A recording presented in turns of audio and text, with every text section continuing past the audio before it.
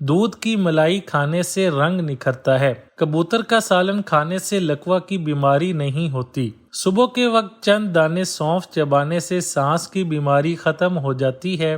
گوبھی کا سالن کھا کر دودھ پینے سے چہرے پر دانے نکل آتے ہیں۔ زیادہ چاول کھانے سے جوڑوں کے درد کی بیماریاں جنم لیتی ہیں۔ کچے چاولوں میں چینی ڈال کر کھانے سے چھاتیاں خوبصورت ہوتی ہیں۔ نیم گرم دودھ میں شہد ڈال کر پینے سے نظر تیز ہوتی ہے۔ گرم روٹی کھانے سے رنگ کالا پڑ جاتا ہے۔ مچھلی پکا کر کھانے سے آنکھوں میں چمک پیدا ہوتی ہے۔ کھجور کی گٹھلی چبانے سے یادداشت تیز ہوتی ہے۔ الٹی گنتی گننے سے ذہن بڑھتا ہے۔ پودینے کے پتے گرم پانی میں ڈال کر پینے سے جسمانی تھکاوٹ ختم ہوتی ہے۔